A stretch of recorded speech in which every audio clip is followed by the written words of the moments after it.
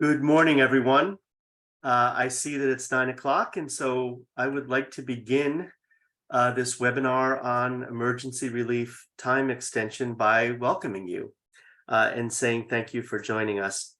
My name is Tom O'Brien. I am the director of the California Local Technical Assistance Program Center based at California State University, Long Beach.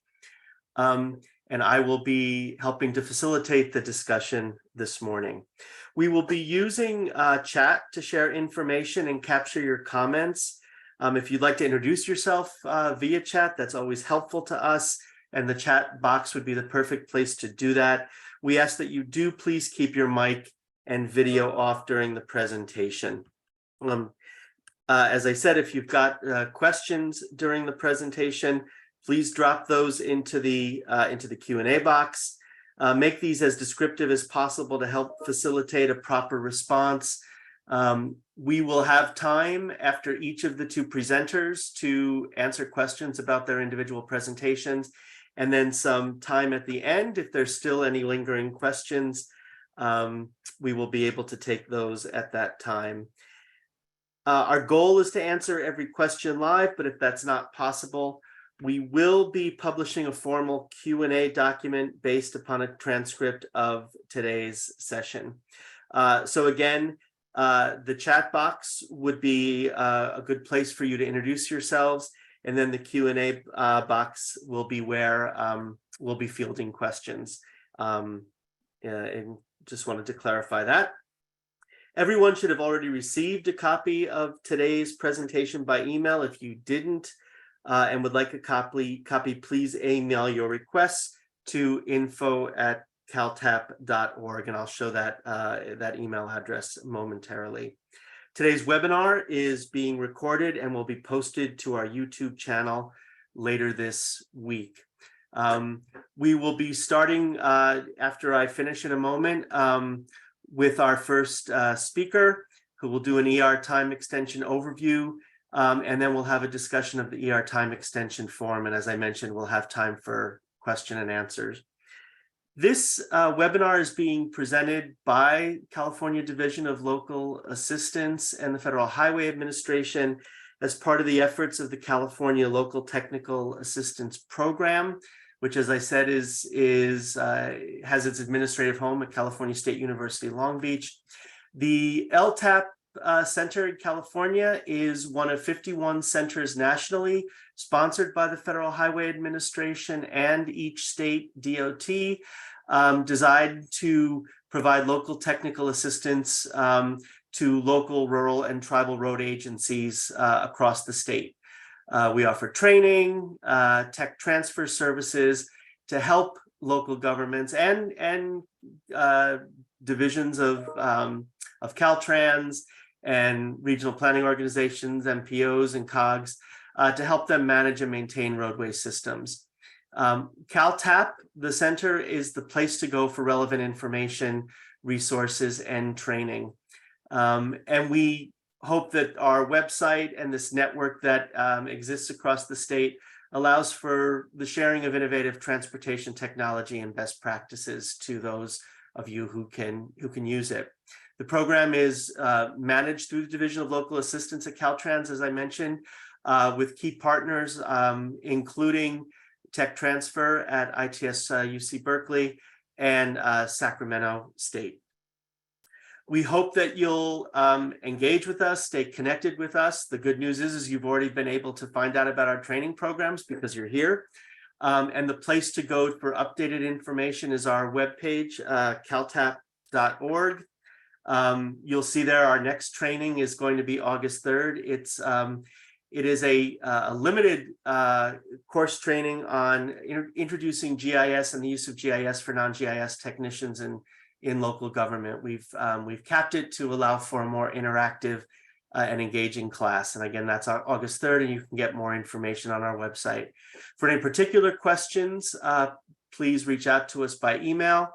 And stay connected with us on social media, LinkedIn, Facebook, and YouTube, which, as I said, is where this particular webinar will be posted later in the week.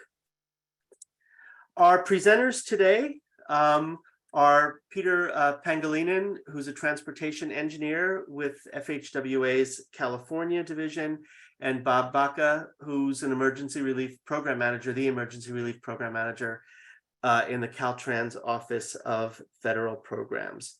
So remember, please post your questions. We'll be making sure they get to your speakers. And at this point, I would like to hand it off to Peter to start the presentation.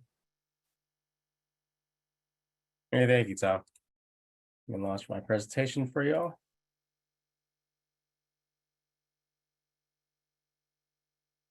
All right. I'm coming in okay there, Tom? You are. All right, thank you very much. Just you just want to make sure you put it on. There we go. That was going to be my next point. You're good to go.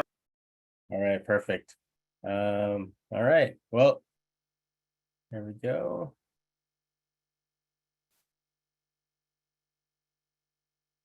Well, good morning, everybody. Like Tom mentioned, I'm Peter Pangilinan. I'm one of the transportation engineers in the Federal Highways California Division office. I'm located in Sacramento. One of my duties in the office, I am the emergency relief program manager for the division office. So I oversee the emergency relief program.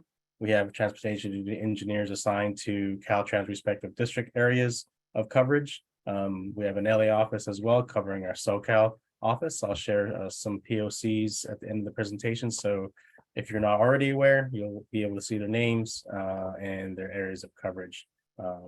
Today, I'll be going over sort of an overview of the FHWA program, as well as diving into the ER time extension policies and some of the FHWA expectations, as well as some resources to share at the end. Presentations will be shared with you guys, so you'll be able to have those resource links available to you later on, and you can browse those after this webinar. And there's some very helpful videos, tools, and resources. So some of you might be already aware of it if you've been involved in administering the ER program for your agencies and others. There'll be some great new resources. So the Federal Highway Administrative Relief Program is one of the programs in the Federal Aid Highway Program, much like the bridge program, safety programs. ER is one of those programs. It's a state administrative federally assisted program. It would be sort of impossible and wasteful for us in the division office in each of the state to have a sort of 100% hands-on approach in delivering the program, which is why we developed a stewardship and oversight agreement between Federal Highways and Caltrans. This agreement allows us to provide states more authority to carry out project responsibilities traditionally handled by FHWA sort of area engineers like myself. We call ourselves transportation engineers as well. It's something that we've been doing for quite some time in California, and we have the unique aspect of having NEPA assignment as well. So when it comes to environmental, we've also had a NEPA assignment to Caltrans to carry that out. Let's see. So the ER program is, like I said, it's a national program. It's for us to fund serious damages suffered from natural disasters or catastrophic failures from external causes. What you're seeing here are some photos of those natural disasters, either floods, fires, and an example of catastrophic failure from external cause would be a tanker fire that happened out here. I think this photo was from District 4 in the Bay Area.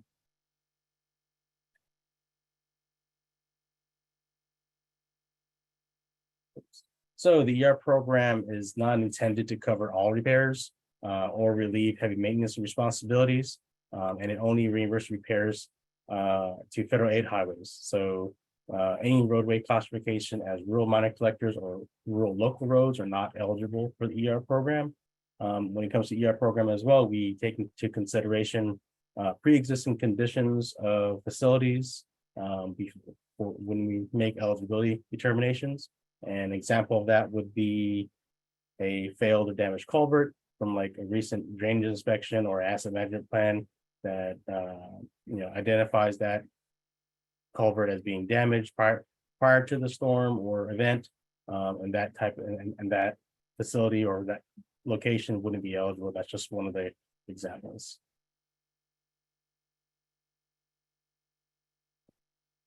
So the ER program funds two types of repairs, emergency repairs and permanent repairs. When initially assessing damages, it's important to keep in mind that emergency repairs must meet one of these three criteria defined in CFR regulations. Minimize extent of the damage, protect remaining facilities, or restore central traffic. These are three criterias, are not examples, but rather are eligibility conditions that are demonstrated and documented as part of your ER damage assessment form. Emergency work that is performed within the first 270 days following the event, or the allowable time due to time extensions because of inaccessibility, are eligible for 100% reimbursement for those emergency repairs.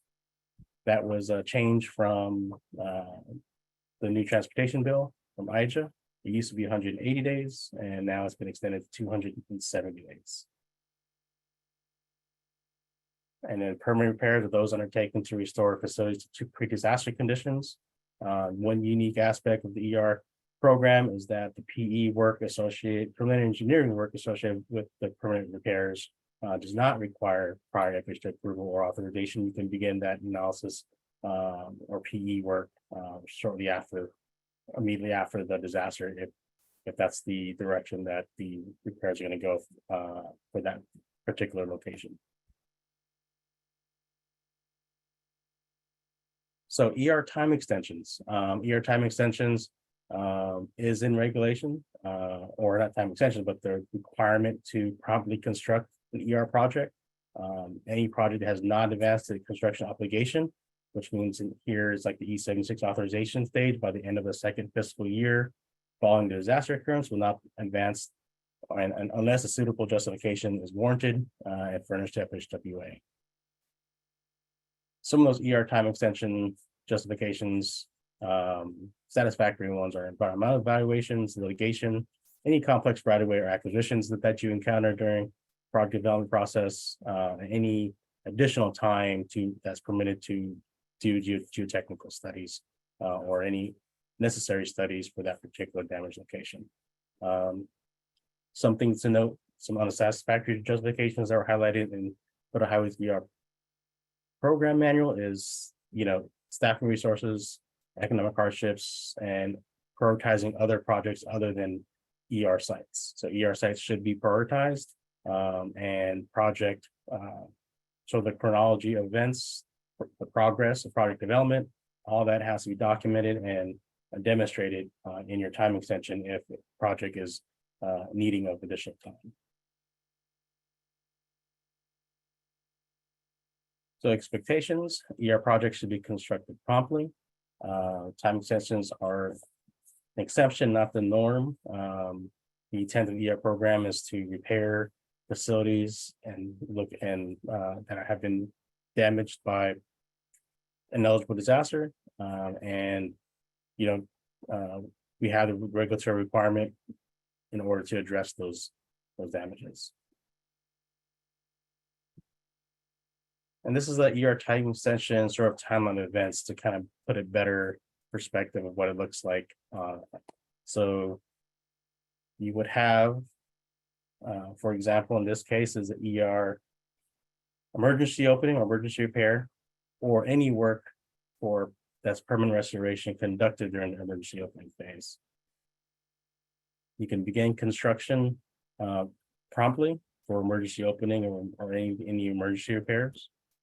You would begin documenting your damage assessment forms as soon as possible, or you can do concurrently with construction for the environmental aspects and environmental permitting. And then once you've completed the project and NEPA has been complete and right-of-way has been certified, you can submit your authorization for construction and get reimbursed for those repairs. The permanent repairs follow the typical route for project development, typically proposing repairs in kind solution as determined by DAF estimate. Prior approval to begin physical construction is required by FHWA. This approach is very typical of your normal Federal aid process. The only difference is that your preliminary engineering phase can begin without an authorization. So you would go through design, you go through environmental, you get your right of certification, construction authorization, and then you can begin construction. That's one thing that's different is, emergency repairs or emergency opening work can be done immediately after the disaster. For permanent restoration, it follows a normal project development process and project authorization process.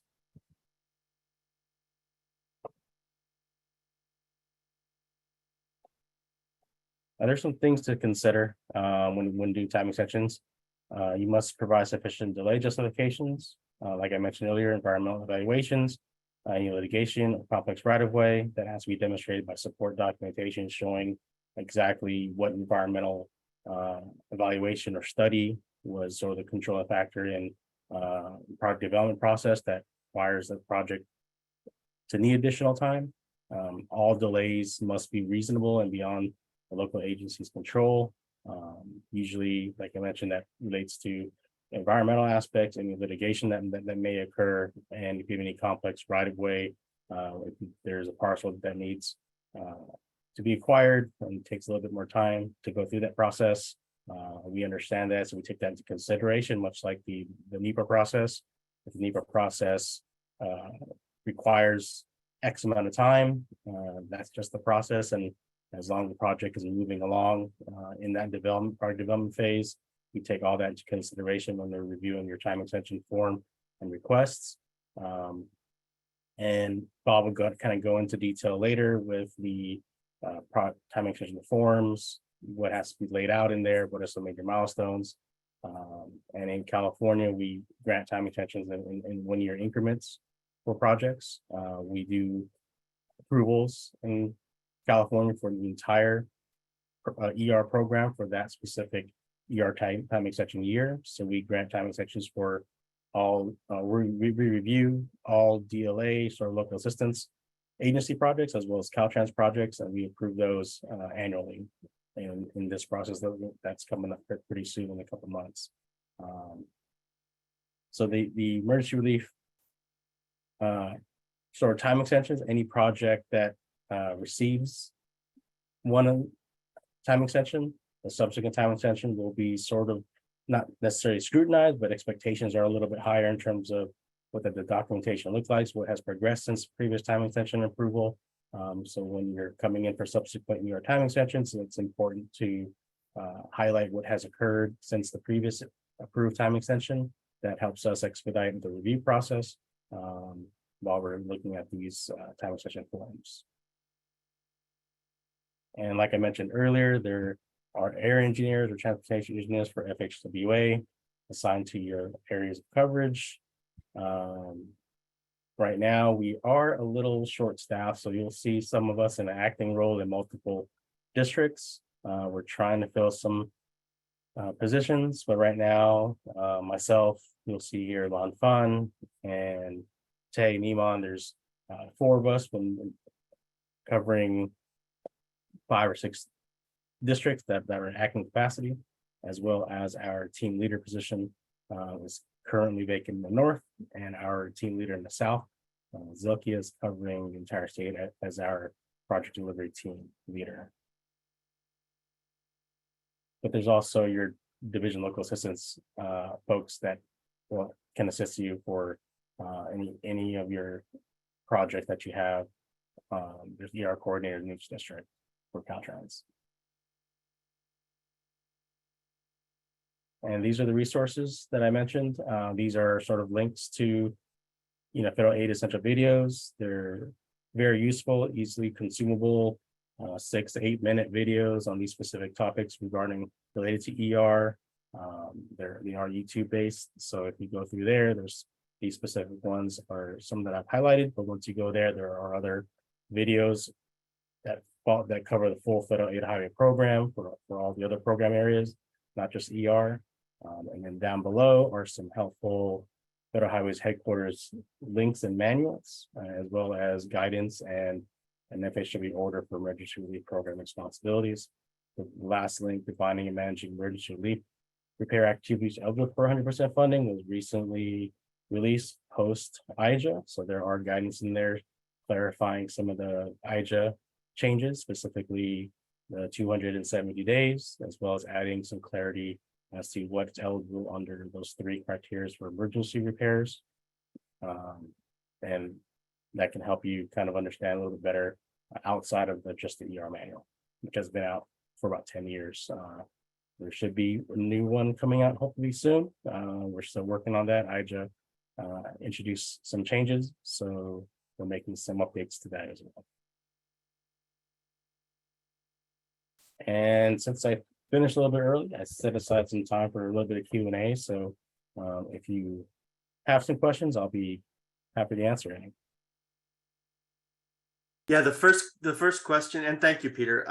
The first question was seeking a confirmation of the start of the federal fiscal year. I thought it was October 1st, but I just want to make sure that that's accurate. Yes, the federal fiscal year is October 1st. Okay. The end is September 30th. Okay. You probably highlighted that. Sorry for running back here. But yeah, federal fiscal year is right there at the very top, October 1st to September 30th. And so this kind of highlights the time frame that's allotted, the 2 federal fiscal years to reach construction obligation. You get the remaining of the year in which the event occurred, then you have 2 years, full years after that. Very good. Thank you for the clarification. Are there any questions at this point for Peter? I'm looking at the Q&A box. This would be a good time to type, or so we can get them answered.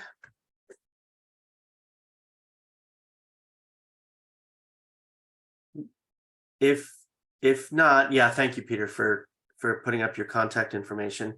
As I said, we will have an opportunity for some Q&A at the end. If you think of a question, please continue to type in the box, and we'll make sure that we ask Peter. Seeing none, however, I would like to then pass the baton off to Bob Baca from the Caltrans Office of Federal Programs. Hey, thank you, Tom. Great, thank you. Thank you, Peter. That was a good presentation. Let's see, as I get set up here, show myself and get you all dialed into our presentation here. And if you do have questions, you can always ask afterwards your district office, or you can also ask our headquarters office. We prefer you go to the district first for logistical reasons, but we're always available to answer questions, and you can also email us. So you should be seeing a copy of the title page of my presentation. Can I get a confirmation of that? Yes, we are. Okay, excellent. I have been asked to give a quick announcement that's not ER time extension related. Excuse me, this is from our Office of Project Management Oversight, or what was formerly known as our Implementation Office in Division of Local Assistance. They're saying the new UEI requirement is in effect starting this Monday, 7/17. And this is UEI is required. Every E76 must have a UEI in order to submit a request for authorization to FHWA. And a UEI is agency specific. So each agency should have a unique UEI, if I'm understanding the UEI correctly. The Office of Project Management Oversight, or our implementation office, has been working to get a complete list of UEIs to FHWA, but they need your help. Smart sheet inquiry was sent out to local agencies and districts for verification, correction, and or reporting, so that they could get the local agency UEI. If you don't know what a UEI is or haven't received the smart sheet inquiry, I assume it went out via email, contact your DLAE, or for districts, the headquarters area engineer for assistance, and they'll be able to give you more information and help you through that process. So that's the announcement we've been asked to give. Any questions on that?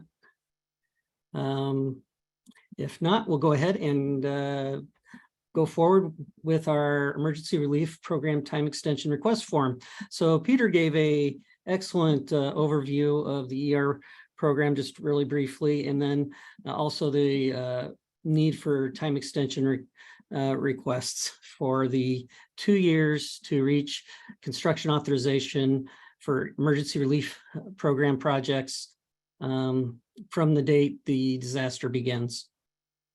And so we're here to help you understand what you need to do if you need to request a time extension because your project or projects are unable to meet that requirement.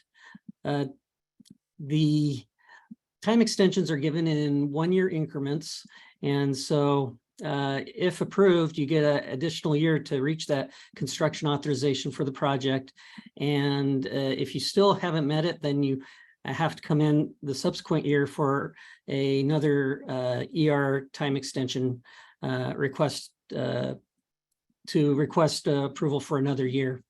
And so many of you are probably have projects that have been through this process before. Some of you this may be your first time, so we're basically reaching outreaching to a general audience to give a overall view of the procedure and process, and to also answer any questions that you may have. Okay, so without further ado, let's go ahead and get moving on this. Emergency relief time extension schedule this year is for as we're showing here on the screen. So ER time extension requests webinar is today. That's July 13th, and that's what we're having right now.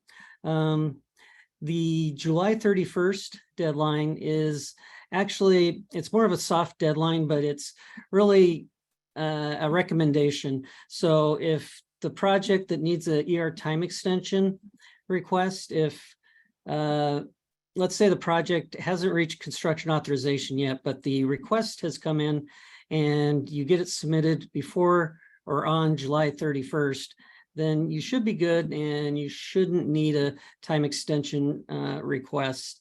We should be able to have enough time, we being Caltrans and FHWA, to process the request and get it through. However, excuse me, after that time or after that date, it becomes more iffy as to whether or not we can get it through the process of getting the request processed in time for the September 30th deadline. So as a result, if you have a project and the request for authorization comes in after July 31st, then we ask that you go ahead and fill out a time extension request form. And it's very simple for projects that have submitted their RFA or request for authorization to Caltrans after July 31st, but before or on September 30th. And I'll show you how simple it is in a few minutes. Just fill out the time extension request, and that will that'll tell us that yes, you submitted the request for authorization for your construction. It's in the queue, and if we haven't been able to process it before the deadline, it gives us the opportunity to get an extension of a few weeks to get that processed into the next federal fiscal year. So it gives us a little extra room to maneuver so that local agencies aren't penalized if the extension has been submitted, but it gets caught up in the delay with the processing or other delays after it gets submitted within the Caltrans office or FHWA office. So that's July 31st. Local agencies, our recommendation is for them to submit their time extension requests to the DLAE by August 11th. Now, the DLAE of each district may move that deadline back or forward.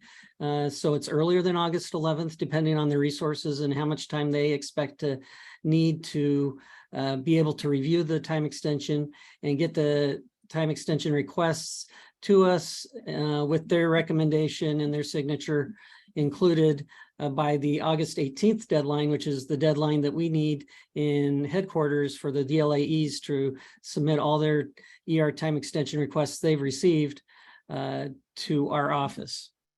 Okay, so then September 30th is the actual deadline for local agencies to reach that authorization for construction. And it's the end of the federal fiscal year. So the deadline is 2 federal fiscal years after the federal fiscal year in which the disaster begins.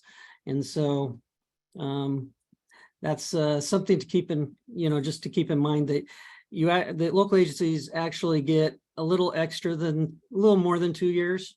So that is provided for, and it makes it easier for processing these time extension requests to have them all each year have a single date that their deadline is due.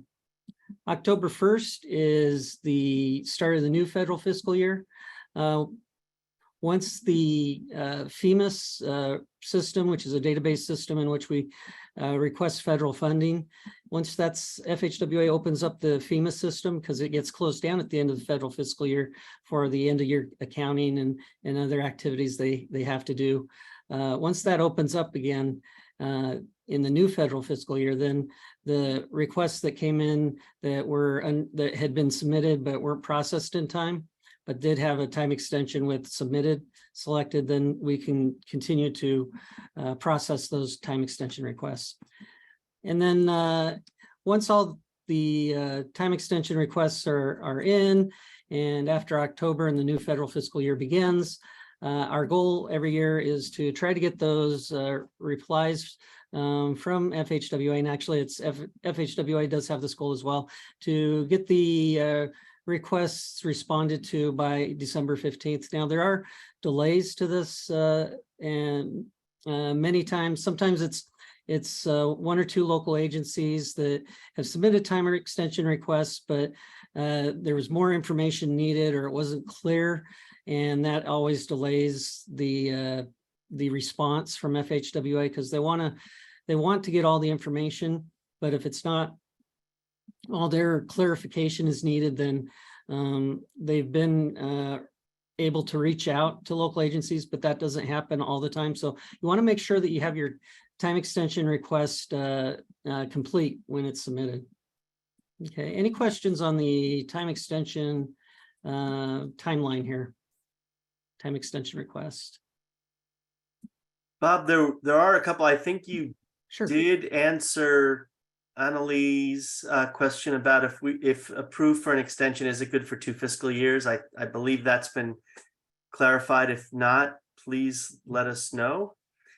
Yeah, so it is just 1 federal fiscal year. So they approve them in increments of 1 federal fiscal year. So you get an approval, it's good till the end of the coming federal fiscal year end. So let's say time extensions approved for this go around that are due this September. If they get approved, they'll be due, the construction authorization will be due next year in September. Okay, without an extension, does the RFA for CON have to be approved by the end of the 2nd federal fiscal year, or does the contractor need to be awarded by the end of the 2nd federal fiscal year? Okay, that's a good question. It's just to have the authorization approval from FHWA. It's termed as an E76 because the authorization approval comes on a sheet with it at the top. It says E76. On the top, it's kind of a pullover, a lag over from the days that the system was used a DOS-based operating system. And that's the way the approval came out. And it still shows as an E76. They just kept that. But it is just to have that E76 authorization. You don't have to go to bid or have it out in construction. You just have to have that authorized approval from FHWA.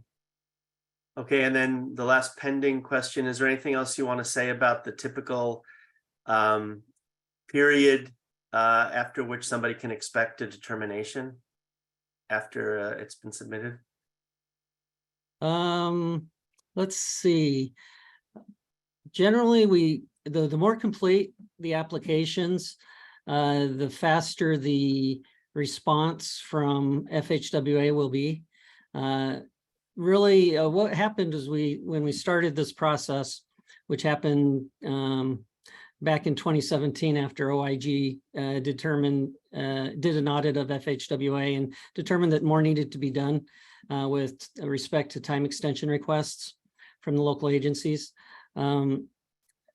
We went through and defined what it is FHWA needs to make a decision.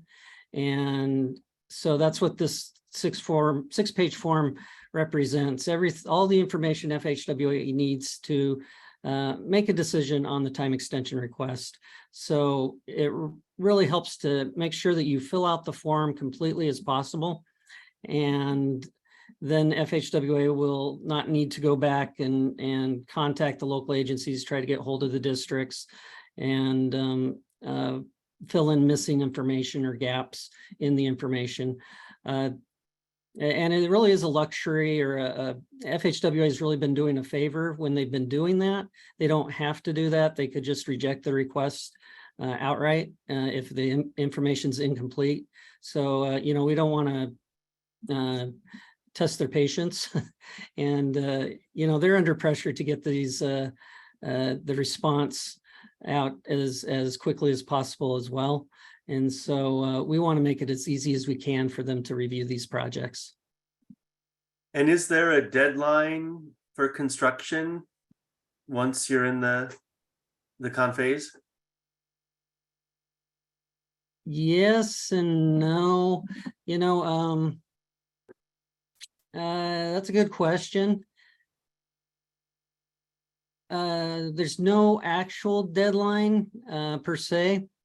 But the longer the project goes, the more pressure there is, and the least likely the project's going to be more pressure there is to have the project closed out, and the least likely there will be for the project to be able to get any additional federal funds for that disaster.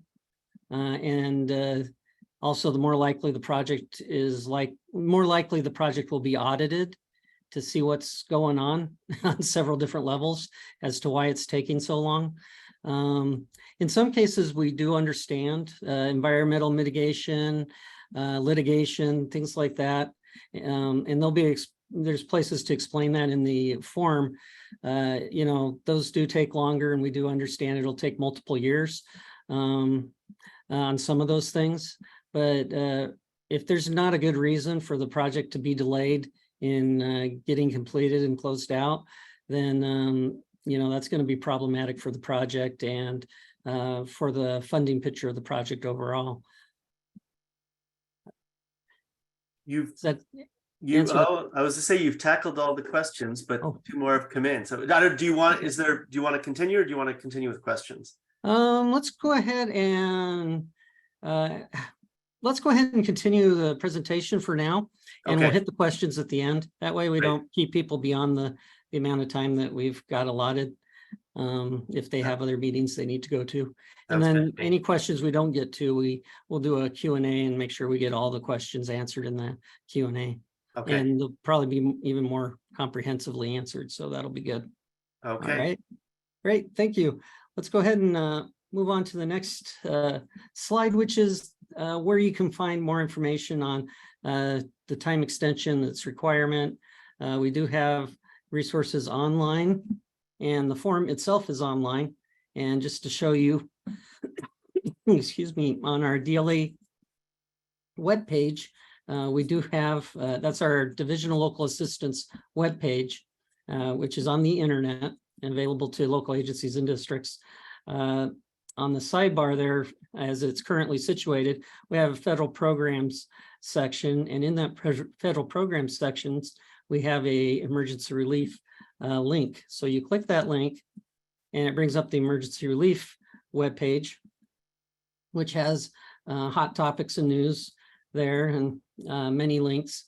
But in the sidebar, there is time extensions for the E76 CON. which is the deadline. And so you click that, it brings up a page specific to the time extensions and it has a lot of information, but you scroll all the way to the bottom and you'll find the form. And it's in a Word document, so you can go ahead and just fill it in, and it should be pretty compatible with the systems that everyone's running. If not, you can let us know and we'll work with you to see if we can find something that you can work with. Okay, so moving on, we'll go ahead and hit the form.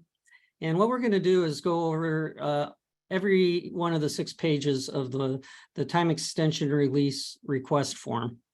And we'll just touch on each of the entry fields and discuss them. If you have questions, bring them up and we can talk about those. And this is a good opportunity to ask questions because we have FHWA here, and so you can ask specific questions of exactly what they're looking for, what they need in these different fields. If we're not answering that to the degree that you need, definitely ask. We FHWA and Caltrans really do want to be able to approve all these time extension requests, but if they qualify, and so we want you to have this information of what we need, and then if your project doesn't meet those needs, then you know not to even, it takes a lot of time to fill these forms out. And if it's not going to meet the need, then you won't need to waste time filling out the form, and you can spend that time in doing other things that can help you with this.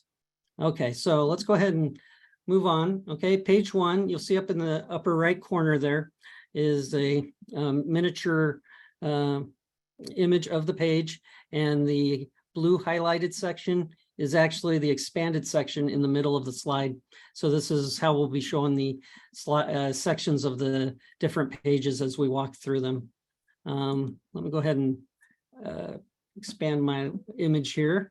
So this first section is the project information. So basically, and before I even get to the project information, let's talk about the DLAE receive date.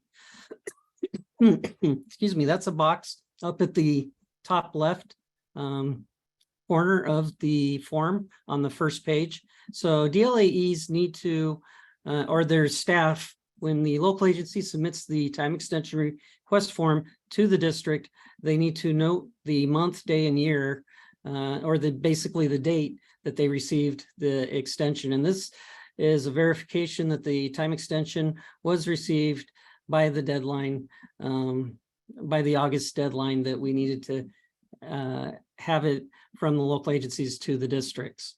Okay, so it's important that the district and district staff make sure that they fill in that date there as appropriate.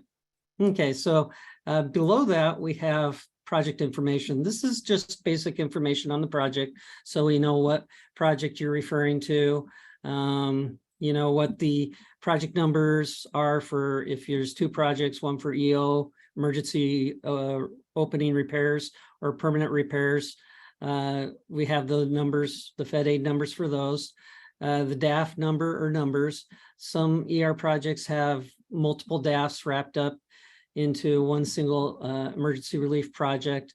And so we have spaces for multiple damage assessment form numbers. That's damage assessment form is basically the ER application when that defines the scope and the cost of the project and the damage that was caused. And so sometimes if it's similar damage, local agencies can take multiple DAFs and put them under one project for developing a PS&E package and putting out to bid. We also ask that you input the disaster event number because the DAF numbers can be repeated in different disasters. So it's important that we know which disaster the project pertains to. So this will be filled out for every DAF or project.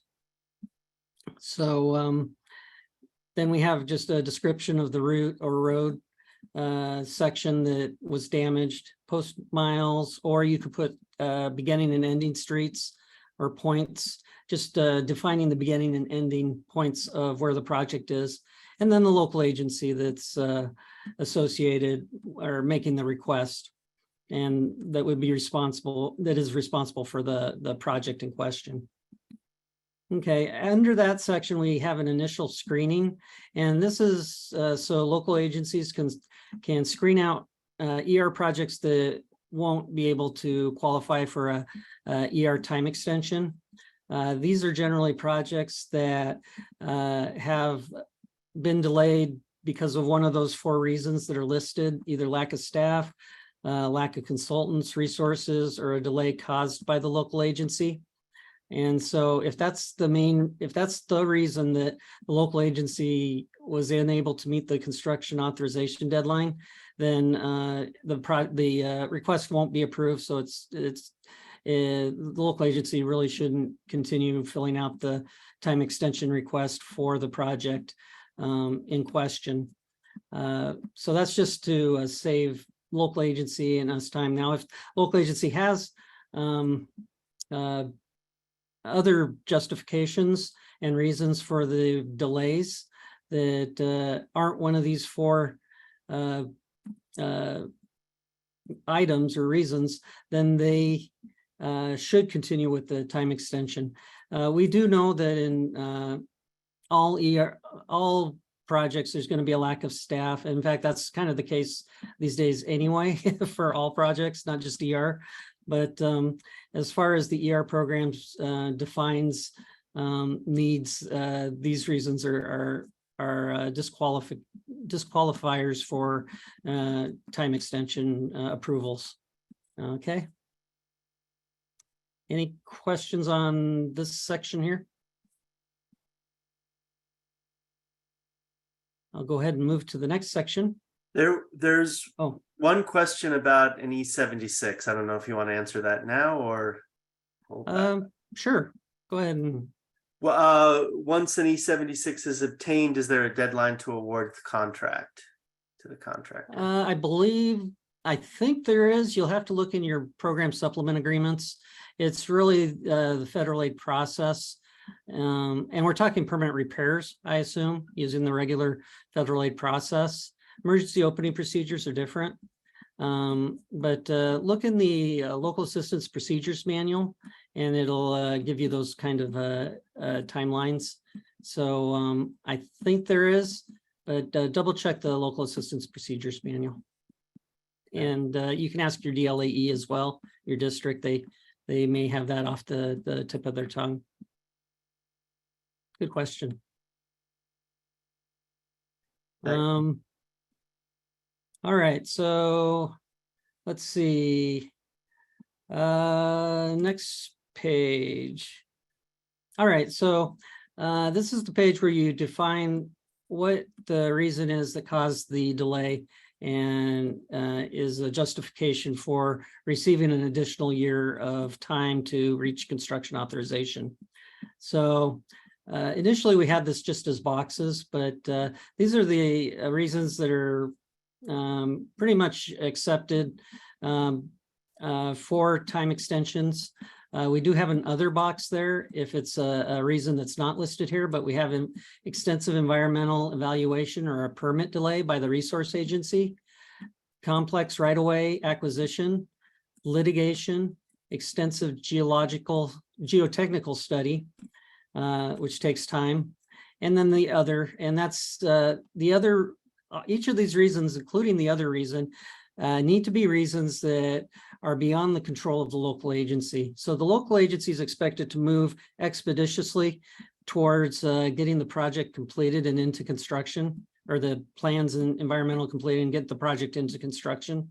And so the need for a time extension is expected to be a result of a cause or something caused by something beyond the control of the local agency. For example, if a resource agency was delayed in reviewing and approving a permit, that would be an example, or litigation came up and so the project couldn't move forward out of right away, things like that. So a local agency would select one of the boxes here, and I'll get to the submitted box, which is the last box there in just a minute. But they would select one of the boxes here, and then in the line field there next to the box, local agency is asked to put either S or P, and that's depending on whether it was a primary cause for delay or a secondary cause of delay. So oftentimes there's a project that has been delayed for multiple reasons.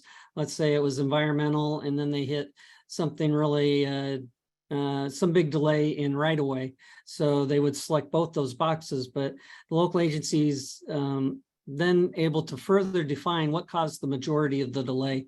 And so that's where this primary and secondary designation would come into play. And that helps FHWA better, that helps them focus their attention on the time extension reform or request form, so that they can look, okay, this is the majority of the delay. Let's focus on this and look at this, and it'll help them get through the request and approval much faster. So it's definitely important that you put the primary and secondary delays, and you can have multiple secondary delays if you have them on the project, but only one primary delay. And then the last box there is for projects that have had their request for authorization submitted and are only waiting for the E76 to be approved. So if a local agency has submitted their E76 package to the district and it was a complete package and it was before September 30th, or if they anticipate having that submitted before or by September 30th, then they should check the submitted box. Now, if let's say they anticipate having it submitted and they don't quite make it to have it submitted by September 30th. That's okay. We understand that sometimes that may not be met. And so in that case, we would see that it actually didn't get submitted. So then we would just ignore the box being checked because it wasn't submitted.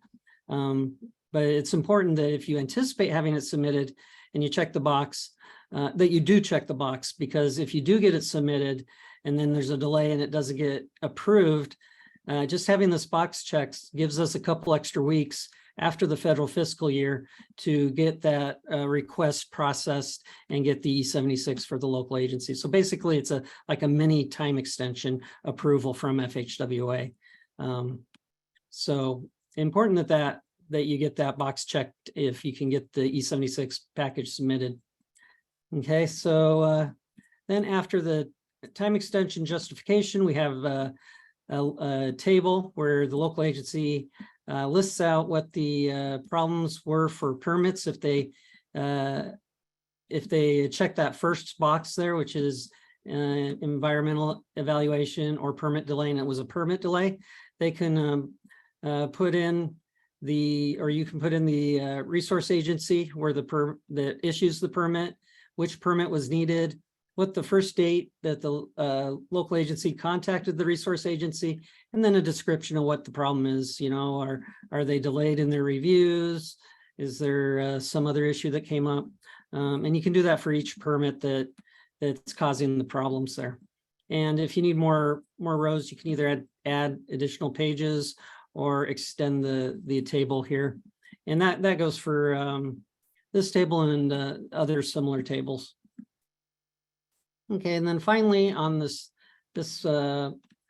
page 1, we just asked for some project funding information, and that's so we know where the project is, how much has been already authorized and already invoiced from the project, and how much has not been yet invoiced or obligated to the project. So this gives FHWA a clearer picture of the funding picture of the project, where it is, how much funds have been invoiced and and obligated, and if the project's rejected, will it be a lot of money that has to be paid back or not so much, and how much money is yet to go? Is it just a little bit of more funding that's going to be needed, or is it going to be quite a bit, and which phases? Emergency repairs, or emergency opening repairs for PE, or is it PR right away, permanent repair right away, or construction? All that information goes in there. And so hopefully this, I would think this should be pretty basic for the local agency. Hopefully they have all this information on hand in their accounting. They know how much they've invoiced. They, in the project file, should know how much is obligated, and the DAF form should have all the information on the estimated costs of the work. The reason that we asked local agencies to fill it out rather than FHWA having to go back and look at the DAF and try to dig all this information up is, again, so the FHWA can get this information quickly and go through the application and make a determination quickly, so that the response from FHWA for the approvals comes through much faster. Okay, any questions on this page one? There is a question about whether you still need to fill out, it says this form, I'm not sure, I just want to confirm it's this page. If you've already submitted your request for authorization to proceed, but you haven't received the E76 yet. Okay, good. Good question. So, yes, you do need to, if you've submitted a RFA for construction to the district, so you're asking for construction authorization, the packages have been sent to the district, you don't have an E76 yet, you just check the submitted button or the submitted box, and then all you would need to do is go and it directs you here that you just go to page 3 of the form. So you go to the end of the form where the signatures are, and the local agency just signs and fills in the information on that last page with the signature, basically the project number and their signature, and I think there's some contact information, and send it in. It's very straightforward and very quick. And I'll show you the signature page as we get to it. But excuse me. So the local agency would only have to fill out project identification information, and then check submitted, and then go to the end of the form and fill in the signature area, just to tie the signature to the actual project request, and give some contact information, and then send it to the district. And they would be able to skip all these additional fields, because we wouldn't need, there's no problem permits, project funding information wouldn't be needed because the E76 has already been approved. And you'll see some of these other pages that local agency will be able to skip if the E76 request has already been sent in, but the E76 has not been received yet. And then if the E76 has been received, then they don't even need to fill out a time extension form. Now, let's say it does get received before the end of the federal fiscal year, we would just, we would have this list and that would show that it was submitted, and we go into FADS, look and see that the E76 was issued, and then we just, we would either cross it off our list or just show the time extension as yes, even though it doesn't need one, just to make it clean. But basically we could just drop it off our list because it received the time extension request by the end of the federal fiscal year. Now, if it needs a few extra weeks for processing, then we would keep this request showing that it got submitted before the deadline. And then this request with the submitted checkbox would be what we would use if when the program gets audited, to show yes, they submitted it before the deadline, and this is the request, and it was approved for the additional couple of weeks needed to process the request to get the E76 into the next federal fiscal year. Okay. All right. We'll go ahead and move on. I think that was the only one you said. So we've got a few more coming in, but I think, why don't you maybe finish the presentation, then we can wrap up with the questions that we have. That sounds good. They're all really good questions, so I'll try to make this pretty quick so we can get to more questions. And again, we'll address them in Q&A as well afterwards. Okay, so here's the second page is milestones. And so they're either estimated milestones or actual milestones. And that would be indicated by this kind of pinkish red field here, center column. And so when you put in a date, let us know whether it's an estimated date or an actual date. And then basically the left side of this set of tables is for when the disaster was discovered, DAF submittals, timeline, authorization timelines, and that sort of thing. And then on the right are more particular to like geotechnical, environmental, and right-of-way and litigation. So that's more specific to those kind of issues. But do fill out both sides as applicable to your project request. Now we're going to go through each section just really briefly. On the upper left side there, we have the disaster damage discovery. We want to know when the incident date occurred and when you discovered the disaster damage, as near as you can estimate. The discovery date of the damage should be after the incident date. If it's before, then it's not caused by the disaster. So that's why we have the next line here. So don't get your terms mixed up on that. So then we have the emergency opening work information. You know, when did the work begin? Because work is allowed to begin for all phases of emergency opening as of the first day of the disaster event. So it's allowed to, but then it may or may not. You know, for fires, sometimes the area is not open, or heavy snowfalls if it's up in the mountains. There's different reasons, and there'll be a place where you can explain that, but which is the next section we'll talk about. But anyway, you do the work begins and ends for each phase of work, and when the NEPA document was approved. And this is all for environmental opening. So FHWA considers the first day the PES is approved as being the first day of work. So I think that's over in the environmental section. This here is actually the first DAF information. So when was the first DAF forms middle package sent to the DLAE?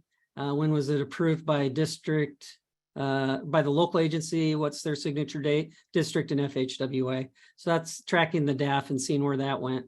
So this is all to give a clear picture of the timeline of the activities, and to show that, and the idea is to show there's no gaps, or if there is a gap in the work, that gets explained in the narrative section, which is follows these tables. Okay, so the bottom left side of the page, we have EO authorization information. And so this is for authorizations of each of the different phases, which may or may not be the same date if you get the request them all at the same time. And then we have the same thing for PR, which is when the work begins and when the authorization request was submitted. And so PE is allowed to begin as of the first day of the disaster event, but the PR for right-of-way and construction actually follow the regular federal aid process. So local agency needs to have the NEPA document before they can request authorization right-of-way and begin right-of-way activities for permanent repairs. And for permanent repair construction, the NEPA document and the right-of-way certification have to be completed before that request can be processed. Okay, moving on the right side of the page, we've got geotechnical report. And so this is information explaining or to help give a timeline of how the geotechnical process went. You know, when was the contractor procured? What was the date the study was initiated? And when was it completed? Here's the PES information. So the PES form is expected to begin, I think it's 3 months, within 3 months of the beginning of the disaster date.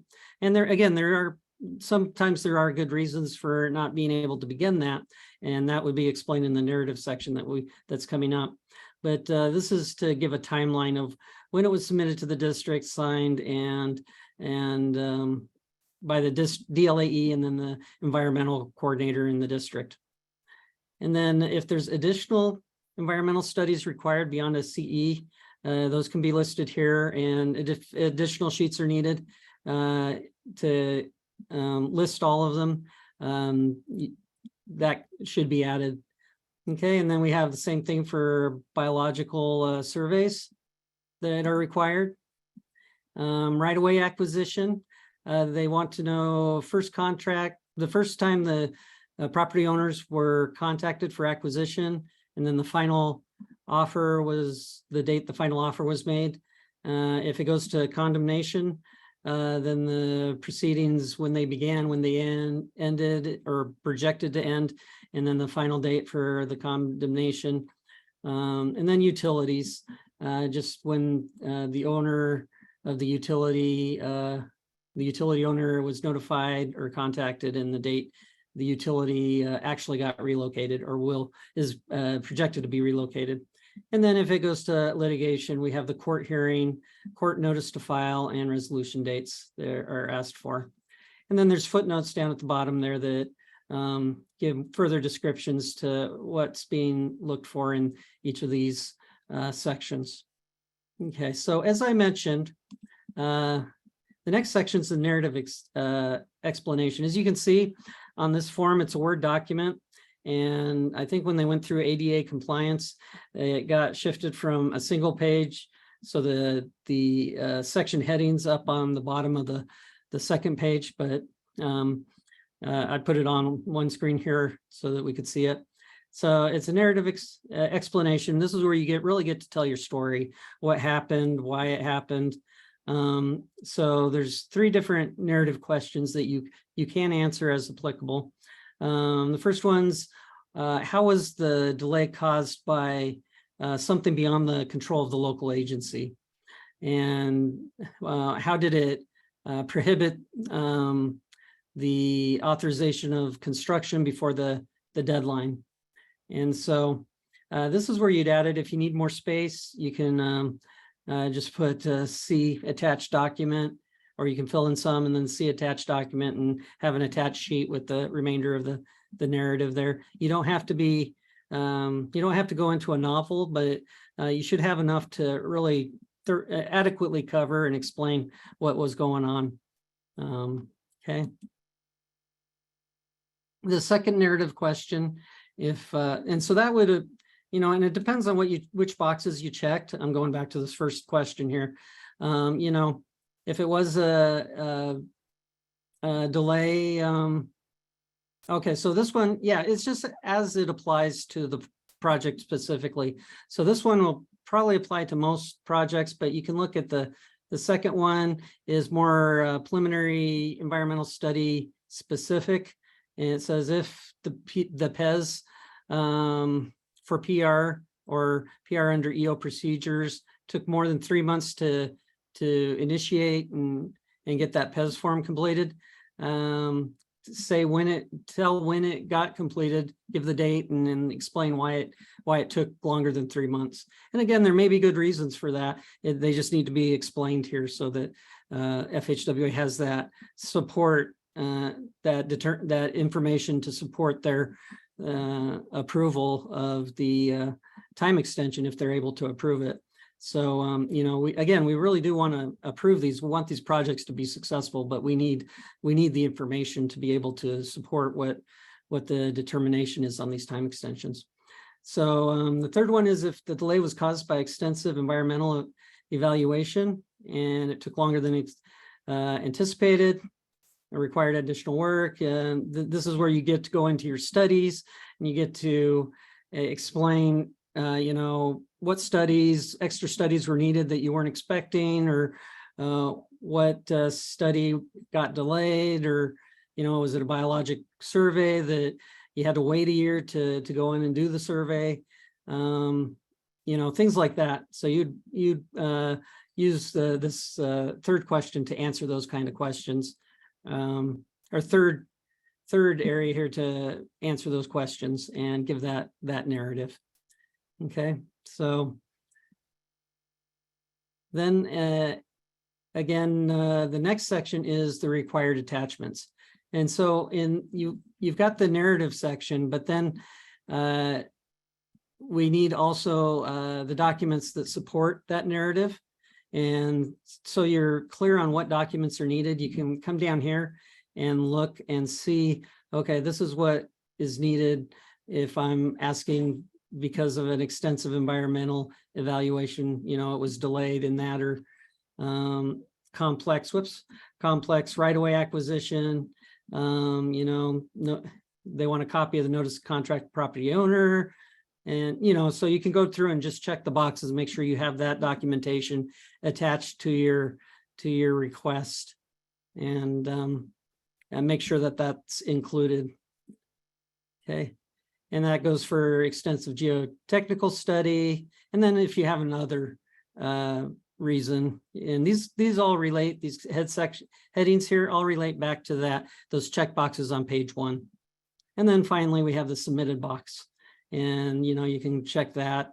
And if the E76 is anticipated to be submitted by the end of the federal fiscal year. Now, if you're not sure if it's going to make it by the end of the federal fiscal year, but you think it is, you can check submitted, but you should also come up with, you know, not come up with, but explain why it's taking so long, just so you have a reason in case you don't make this submitted deadline. So say you don't get the RFA, the request for authorization, to the DLAE by September 30th. If you have one of these other areas selected and you filled out all the previous fields here, then if it doesn't get submitted in time, you still have time extension requests submitted so that you can be evaluated and hopefully approved for a 1-year time extension, even though you were really close to hitting your E76 approval. Okay, the final, or the almost final page, this was the final page, but we added another page, which I'll show you in a minute. This is the signature page.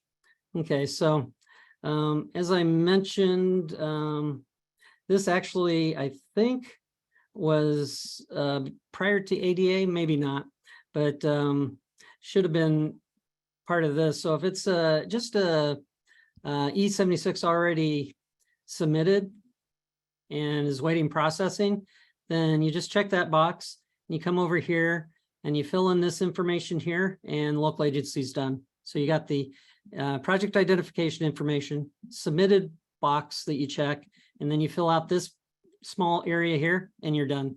You send that in and you've got your request in, just in case it doesn't get processed in time. So any RFAs that you submit after July 31st should have, you should fill one of these out. And if you want to be extra careful, I would even do it maybe a few weeks before then, just to be extra careful. But definitely by January or July 31st, get them in. So there we go. And it can be an e-signature or a wet signature. Be sure to include the Fed aid numbers on the top here so we can link the signature in case the pages get separated. And so we can show that, hey, this wasn't just copied into all the requests, that actually was tied to the request in question. Okay. And then the district, once they receive the request, they fill out whether they recommend, don't recommend. And if they do not recommend approval, then they're asked to put in a reason or explanation as to why they don't believe the request should be approved. And they put in their signature and confirmation information. So the final page is really to help FHWA streamline their approval. So what it is basically for all those attachments, supporting documents that get attached, it gives the document name, and it's going to be a file. So sometimes they come in as separate files. So give a file name, and then identify what page, paragraph, the information supporting the claim in the application is, so that FHWA, if they need to, they can just turn right to that page, look it up and say, oh yeah, okay, and this answers that, or they can see it in context. And so that helps them, expedite their review much faster. So it's really important to fill this out to help them be able to do these reviews faster. And they have them for each of those, again, different reasons. So we have the extensive environmental evaluation, complex right-of-way acquisition, and of course they have the parcel information and notice and excuse me, the responsive, were they responsive, and what page numbers of the document, the notice to the property owners, their response, just copies of those. And then geotechnical studies and the supporting documents if you have an other, or you have additional supporting documents that go beyond these for, let's say, environmental evaluation. You had another document that doesn't quite fit this table, you can put it down in other. And you can attach sheets if you need to.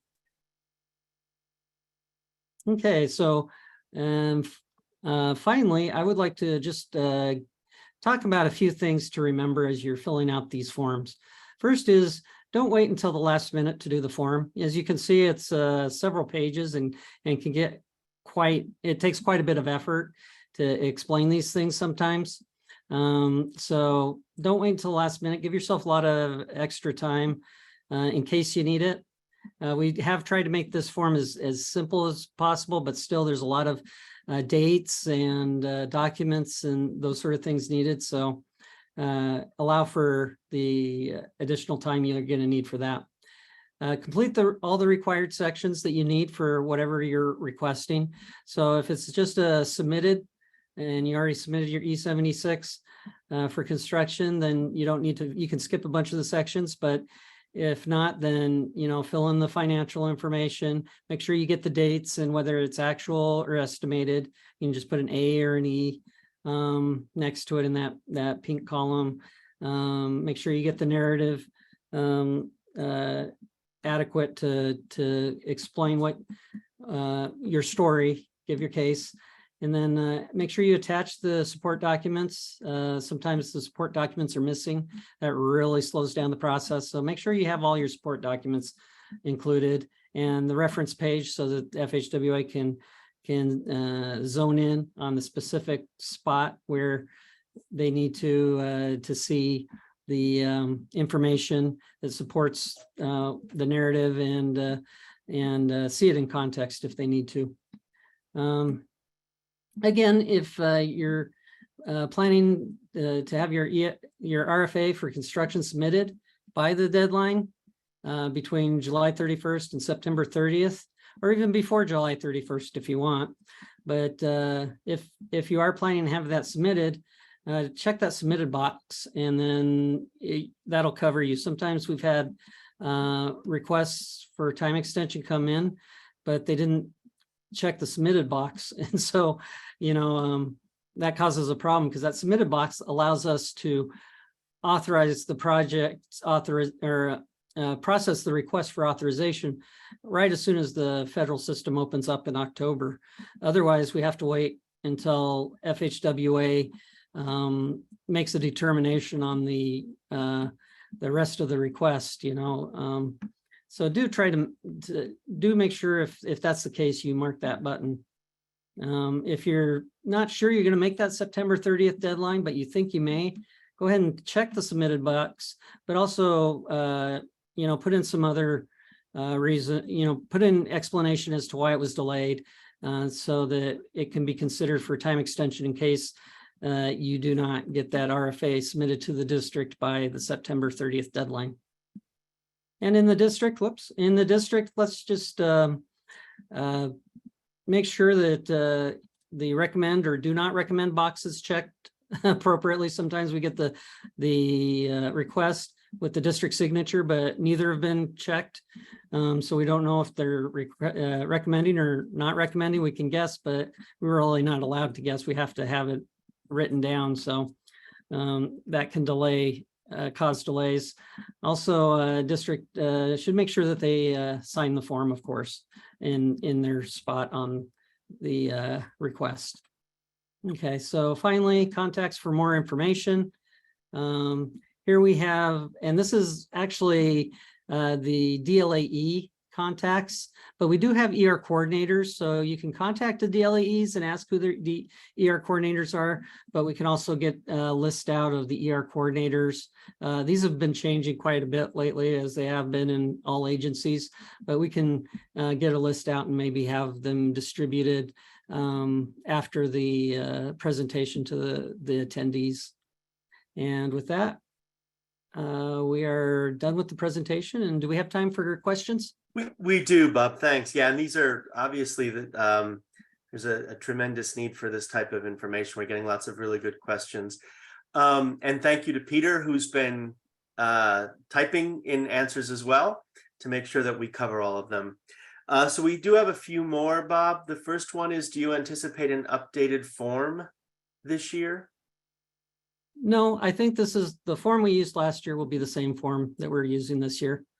As long as it's working, we're going with it. Again, we try to keep it to a minimum when we designed the form to begin with. It is a lot of information, but it is helping. And so we're always looking for refinements. And so, if there's suggestions, we're open to them. But for this year, we'll be using this form. Okay. And then, I hope I'm understanding this question correctly. What if you send the request for authorization in later in the year, but before the time extension is denied?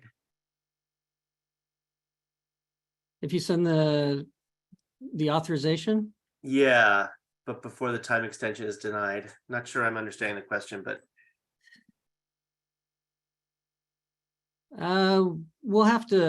We'll be working with FHWA on that.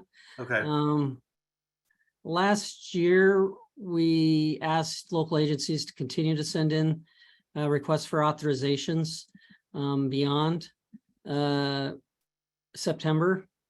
But we want to be really careful with doing that. Okay. We do need the submitted time extension. We need the time extension form submitted to the DLAE, but that submitted field to be selected so that we can process the request when it comes in. Otherwise, we have to wait until or we should be waiting until the FHWA makes a determination on whether or not the time extension is approved. Last year, I think we went and we were getting individual determinations as we could on projects that came in, but to prevent any delays and possible loss of funds or getting your request rejected, if you think you're going to have it submitted by the September 30th, hit the submitted button. Or if it comes in after that, then we'll have to work with FHWA and look at your time extension, and maybe they can make the determination on that individual time extension earlier so that we can find out, or we may have to wait until all the time extensions get released, so which will delay the project. So it's really to their advantage. Do you have anything to add, Peter? Yeah, thanks, Bob. Yeah, so again, the time extension form sort of is your opportunity to sort of demonstrate where the project is in project development and how close it is to getting to construction obligation. So if you are preparing a E76 or RFA for construction, but it may take a few months and it's going to lapse over September 30th, those are the ones that you really want to document in your time extension request form, where it is and what milestones you've accomplished, in the 2 years, or if it's a project that was already granted a time extension, what have you accomplished in that past year? And if there's some things that are outside your control, explain that in your time extension form. And if it gets submitted for that year, we'll still need that in order to approve your E76 if it rolls over after September 30th, because we're technically authorizing it in a new fiscal year. And so we need a time extension on file approved in order to even take that action after October 1st. So having that time extension submitted is important, even if you haven't gotten your RFA submitted before September 30th. Okay. And then we got one last question, time for it. And hopefully it's a quick answer. It looks like it might be. Does the preliminary environmental study have to be submitted before approval of the DAF to meet the 3-month deadline? No, I don't think so. I think you can submit the DAF is actually the application for the project. We really prefer the DAF and the preliminary environmental study, the PES form, to be submitted together.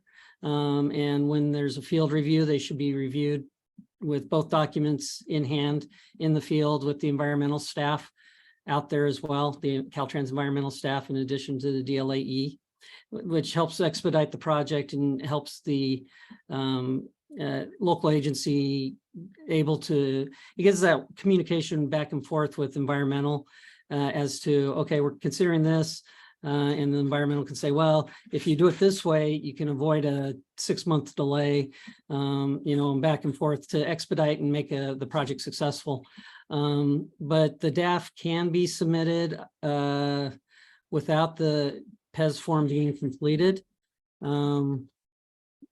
So they can do that, but the idea really is that they combine those two and have them moving forward together. Great. With that will be our last question. I want to thank both Peter and Bob, and it's always an indication of the success of a webinar and how many people stick through it till the end to get all the right information, and that's been the case here today. The presentations are linked in the chat, as well as the DLAE contacts. This webinar, the archived version, will be available on the CalTAP website later in the week. If you have any outstanding questions about this webinar or what CalTAP does, please make sure to reach out to us at info@caltap.org. I do want to thank Sherry Graham from the Division of Local Assistance, who is a team unto herself in helping organize things on behalf of DLA, and similarly Scott Jakovich from our center and CalTAP. I want to thank both of them working behind the scenes diligently.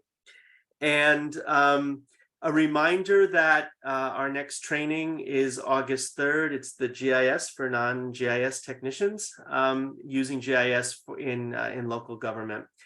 We've capped it at 40 because of the interactive nature of the training. And so please make sure to register soon if you want to take part in that. That is it. We had one last question, Cindy, and if I don't know if Peter or Bob has a chance to look at it and maybe answer, type in an answer, then we will have covered everything that has come in. But thank you to, again, Bob, Peter, and thanks to all of you for being such a great, active and interested audience. And with that, we will adjourn this webinar. All right. Great, thank you. Everyone, take care. Have a good weekend.